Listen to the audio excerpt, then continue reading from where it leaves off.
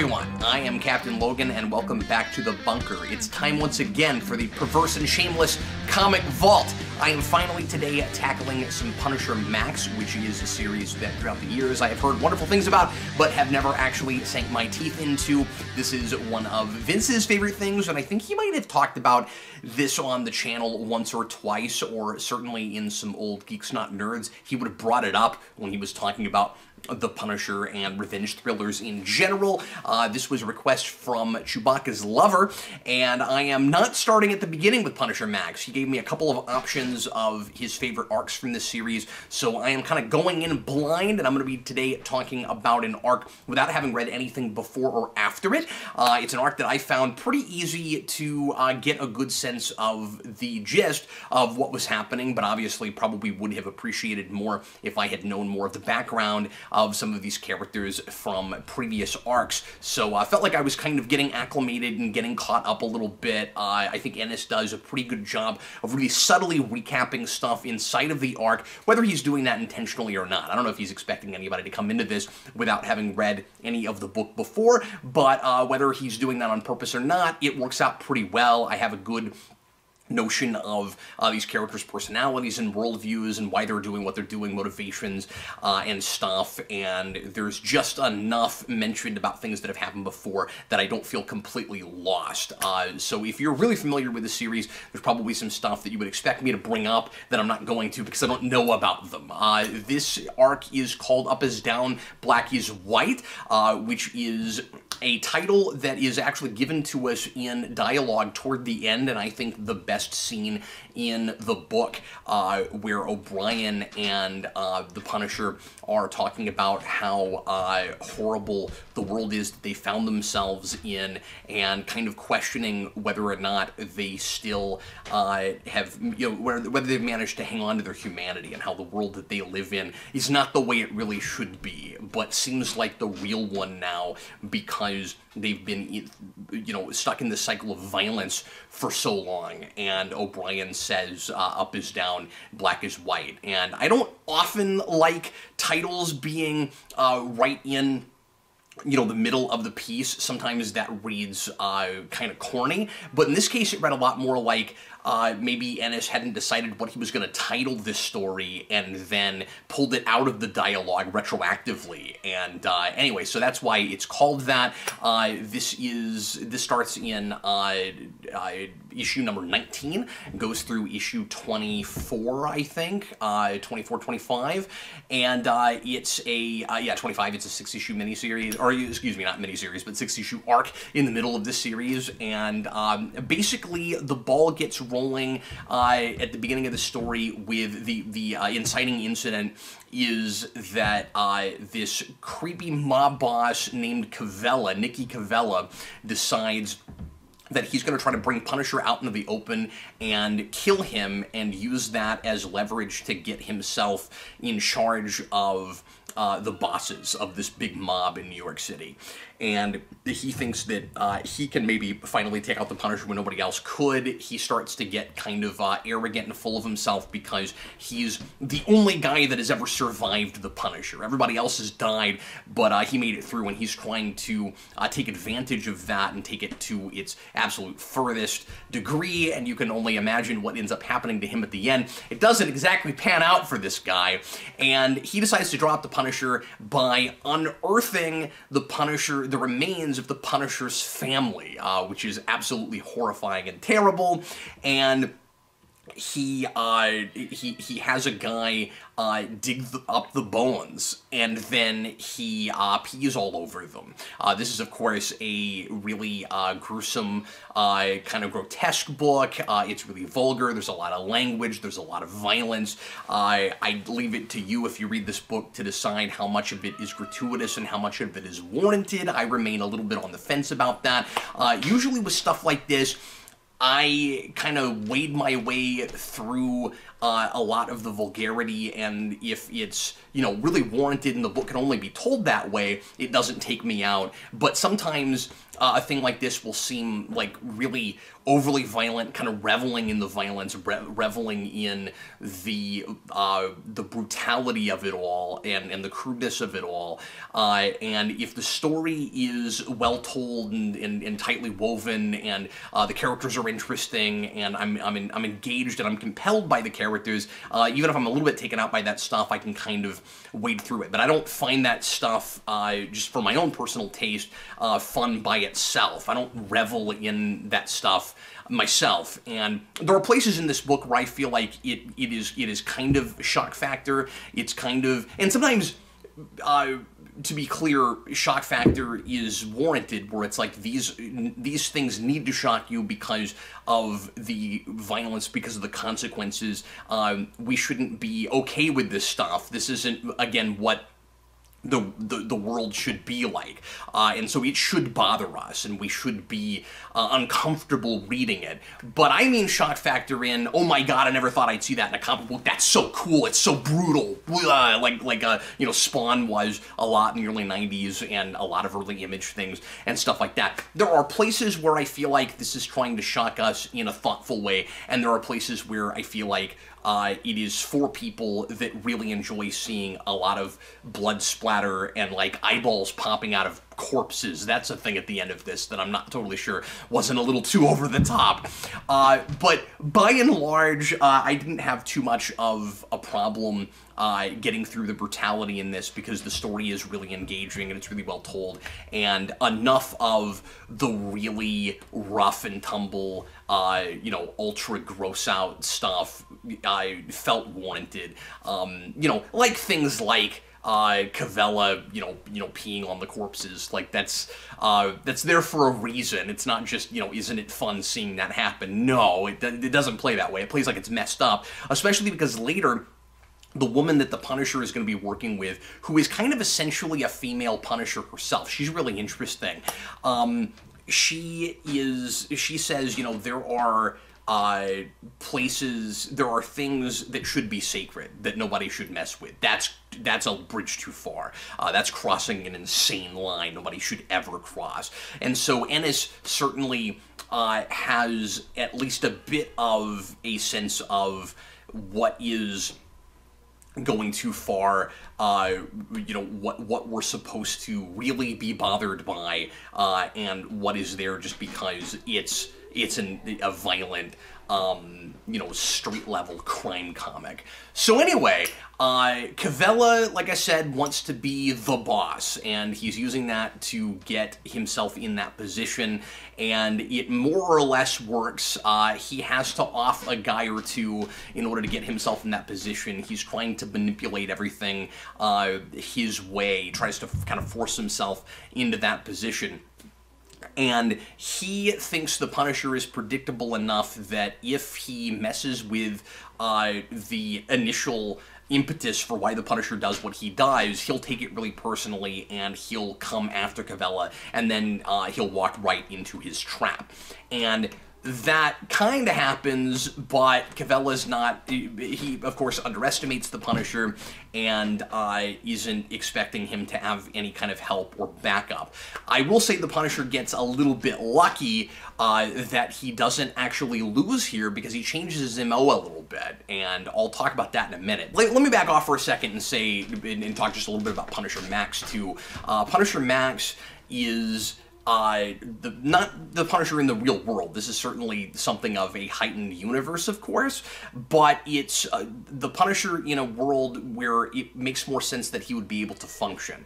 It's, first of all, a world where the good guys don't always win. It's a very shades of gray kind of universe, which is ironic because the Punisher doesn't see it that way. The Punisher sees good guys and bad guys, and he punishes and murderers, you know, the bad guy kills the bad guys, but it's a world where it is more complicated than that. It's a world that doesn't have superheroes in it, and where you could actually see the Punisher functioning because he wouldn't be stopped by these superpowered, you know, more altruistic people, and where the world itself doesn't feel more altruistic like it has to in order to tell anything like traditional superhero stories.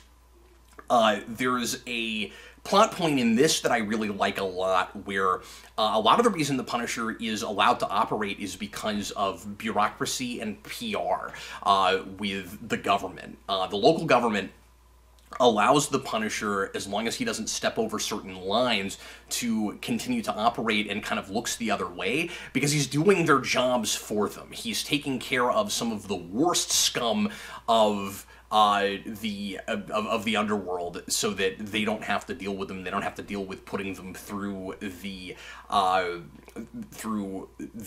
prison system and you know, all the red tape and going and putting them on trial and all of that. It's a lot easier for the mayor and everyone if crime is down because of the Punisher, and it makes them look better even if people don't like the way it's happening. So yeah, but crime is down, and then they just kind of look the other way and say, well, he's just too hard to catch, we can't get him. So like, the Punisher is the best at what he does, like Wolverine, but he's also still mortal and can still be taken down. It's not the I'm Batman thing necessarily. Part of it is not a incompetent police department, but one that is fine with the Punisher because he's only taking out the bad guys.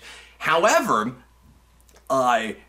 he starts to make that more of, you know, less viable in this story, because he becomes a different kind of force of nature. The Punisher, of course, always kind of a force of nature. He's going to take out the bad guys for, you know, vengeance and punishment for what happened to his family.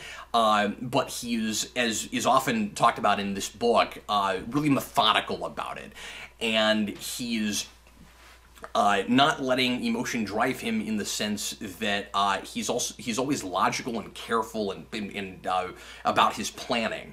And in this, so like, he's fueled by emotion in the first place, by that initial motivation, but after that, he's just a machine. Almost literally, it's these people do this horrible thing, and I go stop them, rinse and repeat. And he doesn't really think a lot about it. That's just what he does, and he believes that's right. And then, in this, this happens to the corpses of his family, and he says, I can't handle that. And I don't know who I am until my family is put back to rest. And he just cannot operate the same way he normally does, and he completely loses himself. He has almost an out-of-body experience, which I think is really interesting. And there's this kind of question of if the Punisher lost himself like that, and how easy it would be for that to happen, would he lose his humanity to the point where he would be just as bad as the people that he takes down? Now, some people would argue that he already is because of his methodology, but he's at least still, you know, more or less only taking out the bad guys, and he can tell the difference between relative innocence and, you know, horrible people that are breaking the kinds of laws where they shouldn't be allowed to stay on the streets. Now, I'm not advocating for the way the Punisher handles that, for murder, of course, but it is true that everybody he takes out are people that really, you know, are not good for society and should not be allowed to be out on the streets. And then what happens with his family happens, and he starts basically slaughtering and massacring. And so it's still the bad guys, but there's this fear that he could go even farther and get caught up so much in the violence and so much in his rage that he'll just shoot anything that moves. And he has dreams about that. He starts to worry that he's losing himself, and he says, I'm having these dreams where I take down, you know, someone horrible that deserves it. You know, organized crime that's you know, hurting people and allowing, you know, for drug trade and rape and murder and all kinds of things. And but once I take them out, I don't stop. I see innocents watching in the distance, and I'm about to take them out. And I think this is important. He never dreams that he actually takes them out, but he cocks his gun. He's about to, and then he wakes up. And so there's that. There's that question that his psyche is kind of manifesting as a dream. Who am I? Have I lost myself? Or is there a chance that the real reason I'm doing this is because I'm reveling in the violence. I'm caught up in the violence. And so, I think the book in places can be somewhat at odds with itself, because I think it might be reveling in the violence too much, just as it's questioning about the Punisher. Maybe that's just kind of a worry I have with this to some degree. It's not a big problem, but that's just kind of an aside. But anyway, so he's going a lot farther than he usually does, and he's not just taking out the 10 or 12 people a week that he usually takes out. He'll go into a building trying to make a statement to Gavella, saying you need to or not to Gavella, but to the government, like my family has to be buried, or I'm not gonna be like I was, and I'm gonna go off half-cocked, and you're not gonna be able to stop me, and these horrible things that I'm doing right now are going to keep happening again. Even though he's just taking out bad guys, this is scary. This is too far, and so. The way the local government ends up responding is, they weigh all the pros and cons, and they say, well, if we go ahead and bury his family, yes, it looks like we're giving into a madman. Somebody even goes as far as to say terrorist, and the mayor doesn't like that. And he says, and the mayor says, well, really, the only way anything good can come out of this, and we can wind up on top, and all they really care about again is PR, is if we do what the Punisher's asking, bury Frank Castle's family again, and then let him duke it out with Gavella, and either Gavella kills the Punisher, which we don't know if we buy could even happen, but that would be the best case scenario, or and then we just have to take out this mob boss. He's not going to be that hard to deal with. Or the Punisher kills Gavella, and then we're just right back to where we were before. Things are just normal again.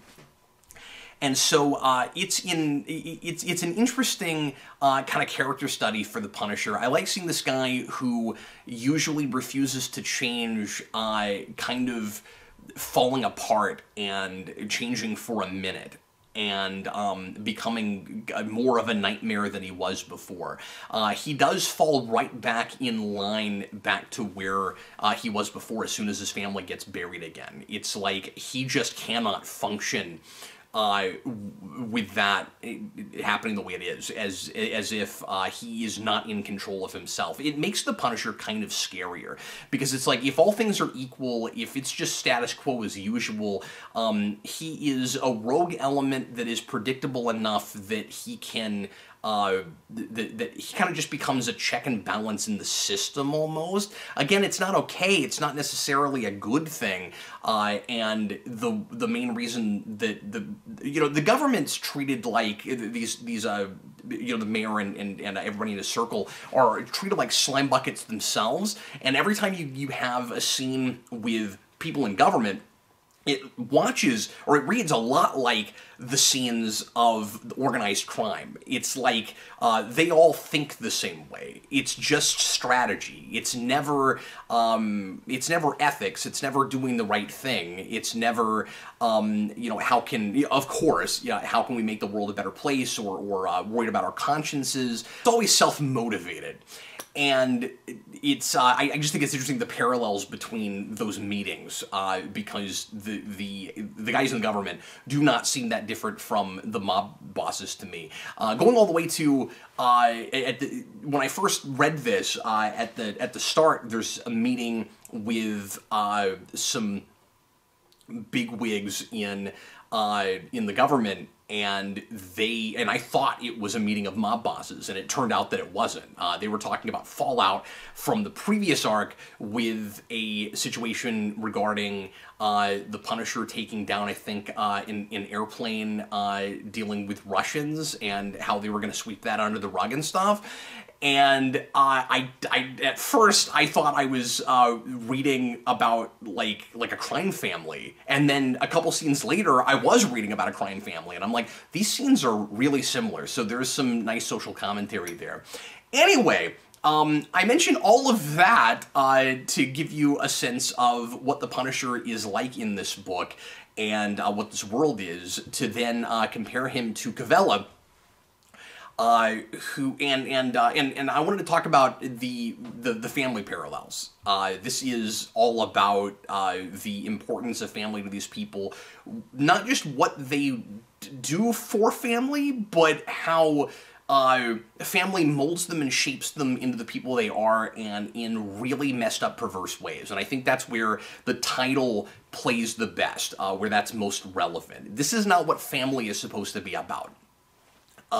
Family motivates the Punisher to kill people he thinks deserves it because he lost his. And Cavella is this horrifying, twisted guy now because his family did not raise him right, and then he ended up murdering a lot of them at 8 years old. So, like, the Punisher was a family man, and this guy is the antithesis to that, because he's with a group of people who hide, you know, the Italian mob, which traditionally and kind of stereotypically hides behind the idea of family. Family is the most important thing. And often they seem to use that in order to justify terrible things that they do. Like, the place where they draw the line is we always take care of family. And anything beyond that is okay, as long as we take care of our own and we are loyal to our own. We can sell drugs, we can you know, kill people who cross us, we can manipulate people and force them to give us money that we don't really deserve under the guise of giving them protection. You know, all of that, your really standard Scarface and Godfather kind of stuff. But as long as we're loyal to each other, to our family, then we still have a semblance of being human beings. We have regard for life, at least for our own. And Nicky Cavella was raised that way, or at least that's what how everybody talked about it. But he was manipulated by his Auntie Mo, who is one of the creepiest and most messed up things I've ever read in a comic book, to kill members of his family so that she could rise in the ranks. And as a little kid, at 8 years old, he seemed to have no qualms with gunning down his mother and father, and I think even siblings. And it didn't seem to bother him at all. He didn't seem to have nightmares about that or question it or anything. His Auntie Mo got so much into his head that she was able to make him think that they deserved it and that she was better than them and that was okay.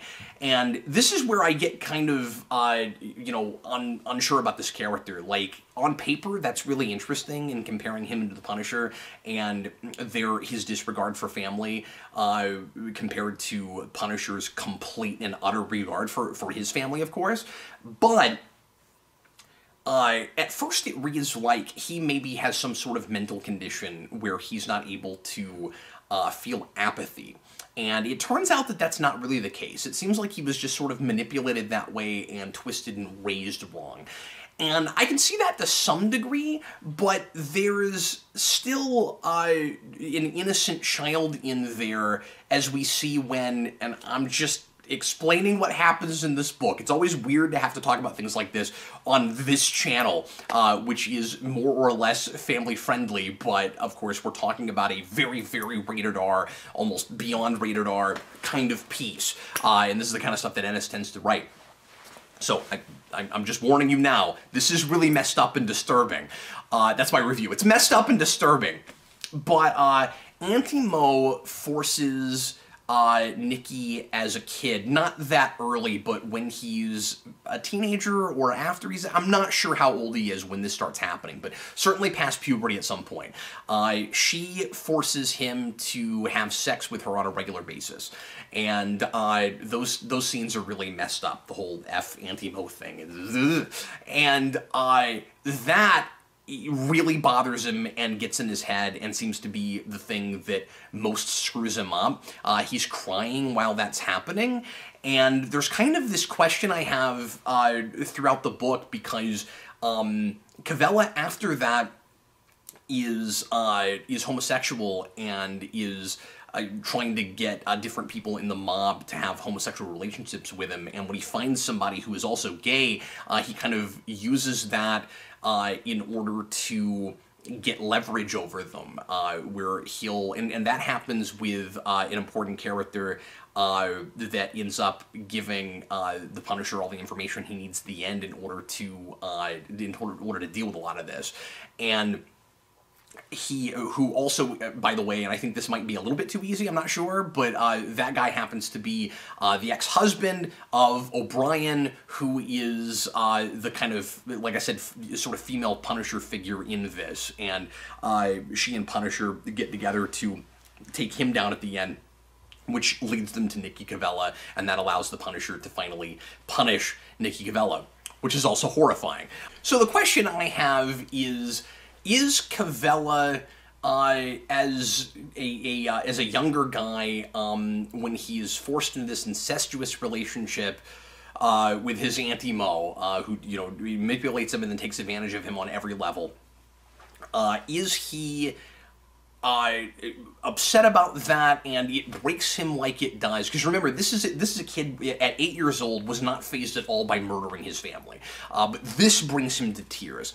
And yeah, it's screwed up, and any normal person, whether they were straight or gay, that would, the incestuous thing, the older woman making you have sex with her, all of that, obviously, any regular person, that would really bother us. But I read it at first as this kid didn't have empathy and was not a normal child, and so I wasn't sure that it would affect him in the same way, but then it started to read like that's not what it was. And, like, maybe he does naturally have empathy, but he was just confused as to what was happening with his family, with Auntie Mo, that maybe she convinced him that it was okay to kill them. He never really has feelings about that, though.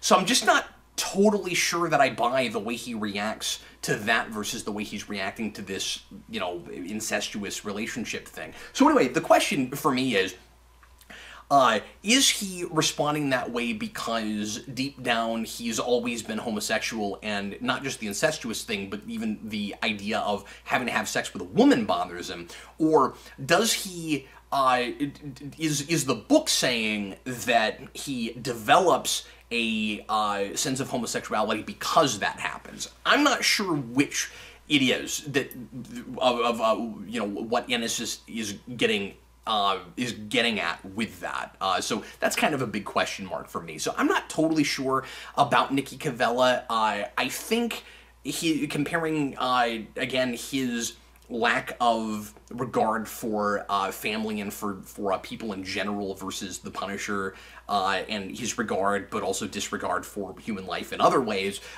is really interesting. And the best thing about his character is the idea that he is just really full of himself and thinks that, has the hubris to think that he can take down the Punisher, and he ultimately isn't, because he's not as badass as he thinks he is. When you get to the end of the book, he puts a gun to a little kid's head and says, "Punisher, I will pull the trigger if you don't back off and do everything I tell you to." And the Punisher calls his bluff and says, "I don't think you're a child killer. I don't buy that you're going to do that. I think you're a coward."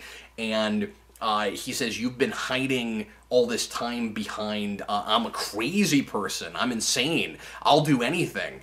And I don't buy that you're actually like that. And it turns out that the horrible things he'd done before was always because somebody else was there telling him to. And when the chips are down and he has all the control, he does not have the gumption to do that. He really is just a coward. He's not anything by himself. And so I like that ending a lot. And he ends up being a really tragic figure. I mean, I never fully sympathize with Nikki Cavella because I don't totally understand him. I don't totally get that psychology. Like, I want to sympathize with the 8-year-old and the, teenager or later that all those horrible things happen to that leads him to that. I get that he's going to be screwed up, but I don't totally understand the psychology, so I can't completely sympathize with the guy, but I do really like that ending. So I'll talk a little bit about O'Brien for a second and how she fits into all of this. She is an inmate at the beginning of the book and has been in prison for like 18 months. And I don't know what exactly she's done or is alleged to have done because I've not read any of this before this, so I don't really know what's going on with her. But I think she was formerly a soldier, maybe some kind of black ops person, I'm not totally sure, and has a history with the Punisher and got mixed up in some stuff, and it seems like maybe she was like blackmailed or framed or something. But I've not read the stuff before this, so I'm not totally sure. But she ends up escaping prison. Perhaps the timing is too convenient, again, because one of her ex-husbands is so mixed up in everything that's going on, and because of her involvement with him, she's able to help the Punisher get to Cavella and finish all of this. If she wasn't there, like I said earlier, I think the Punisher would probably finally get taken down and die, honestly. He needs backup here. He needs help because he is not thinking logically and he's not being methodical like he usually is. And the reason he's always able to get away with everything, besides the government looking the other way, is because he's so skilled and playing three-dimensional chess. And here, he's just going in guns blazing, and he's not doing that. And so he's really lucky that she breaks out of prison when she does. So maybe that's a little bit contrived. The reason that she, I think it almost would have worked better if she had been on the run longer, because all of this kind of happens simultaneously. So that part of it maybe is a little too easy. But she breaks out of prison because there are 3 other female inmates in prison with her that are trying to kill her, or at the very least are trying to make her life a living hell. She keeps saying that I'm not interested in sexual relations with women, the hell will freeze over before I will do that, so it seems like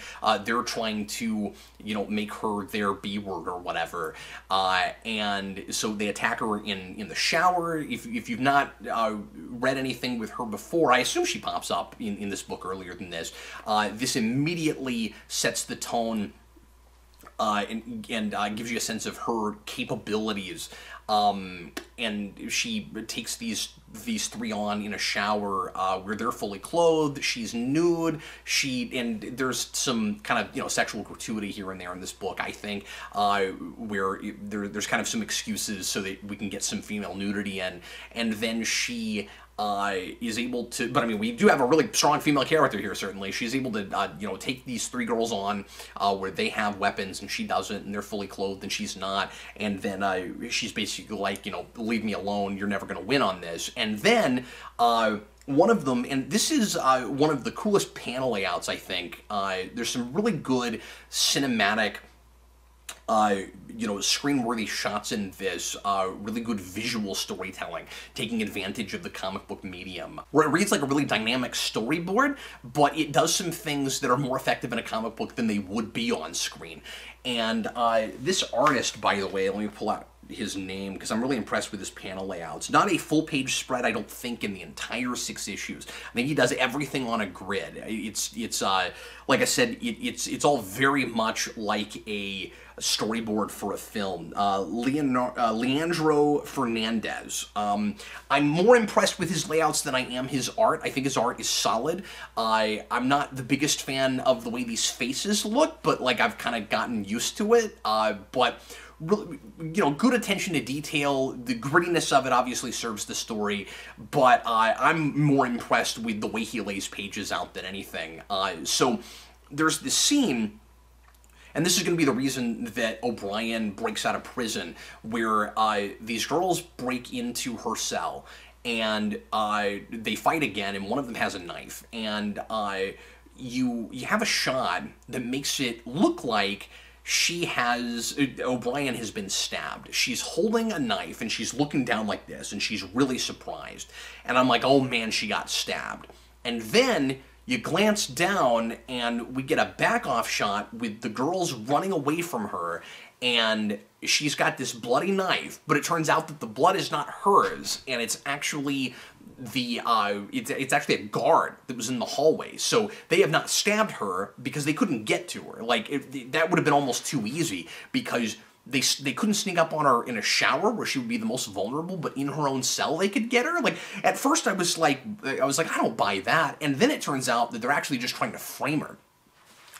And she has to escape prison, because if she doesn't, it's going to look like she murdered this guard. And so she sneaks out on a laundry truck, which again might be a little bit too easy, but she's like Frank Castle, where she's really resourceful and has all this ingenuity and seems to be able to get out of tight spots.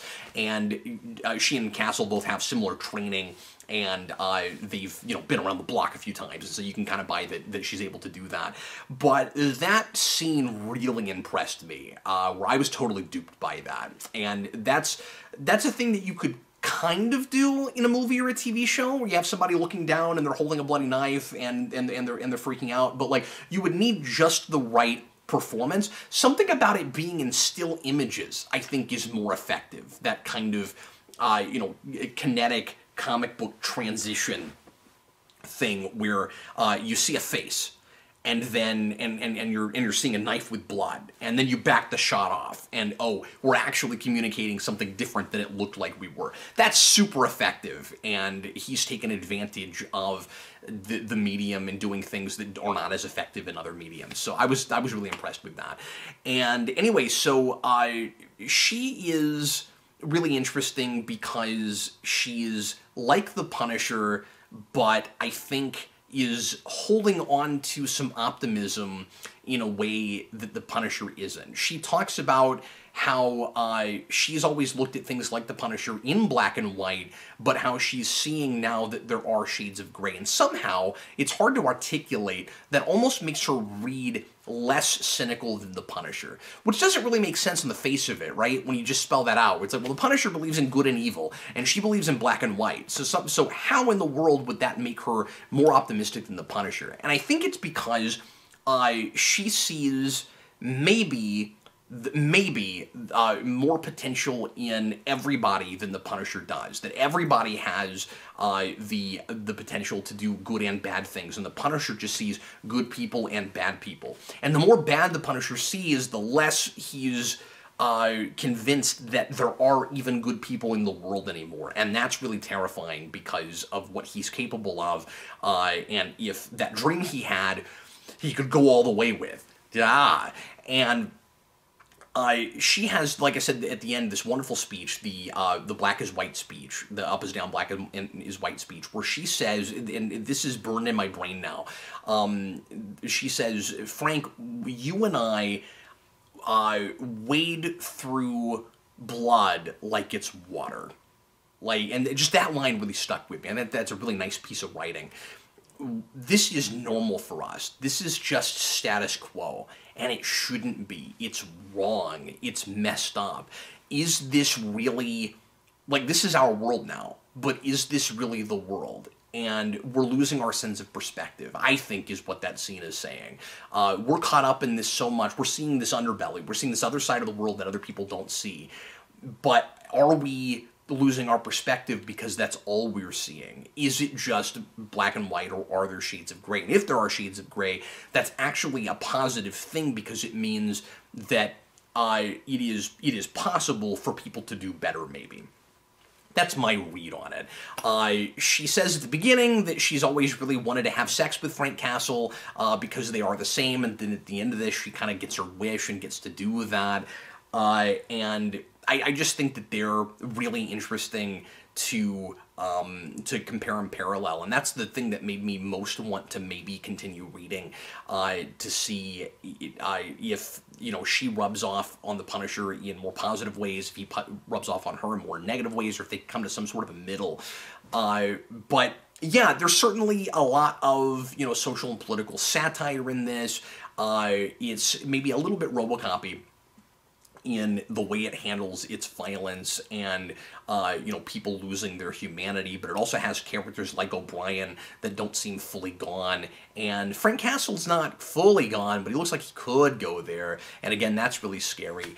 And so then at the very end, Frank finally punishes Nikki Cavella, and he, in just the most horrible way possible. He's out in the woods, and he could just shoot Cavella in the head and go and walk away, but he doesn't do that.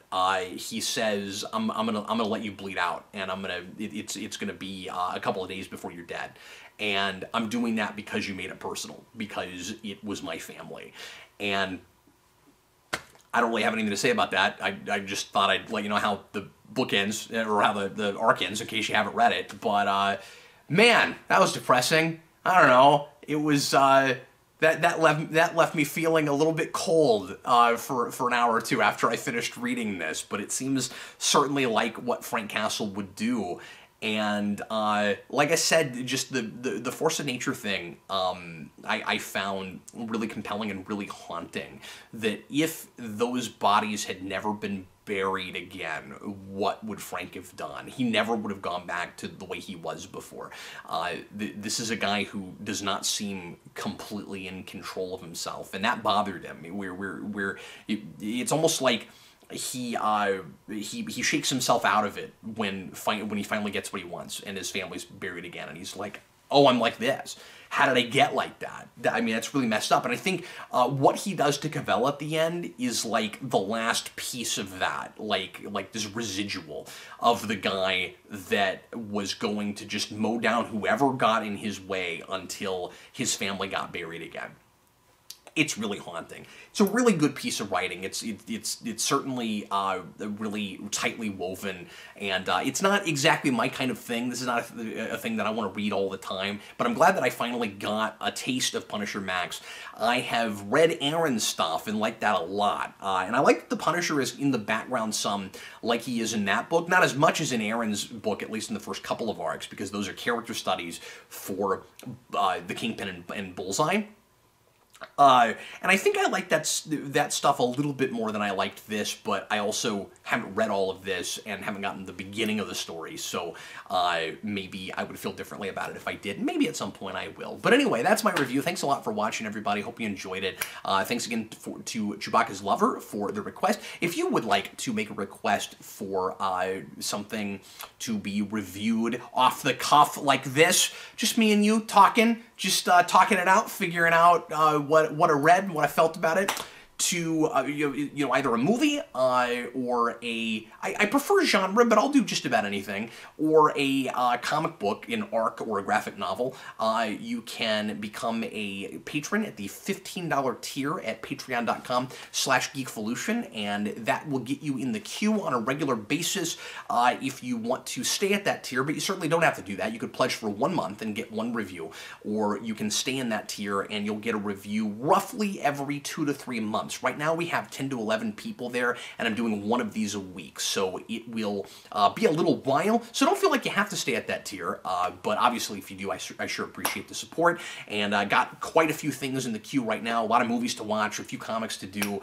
and I'm really excited about it. A lot of cool, eclectic things on that list, so feel free to jump in there and do a request yourself, and I will see you guys again with lots more content here this week on Geekvolution. I was Captain Logan, and a happy reading.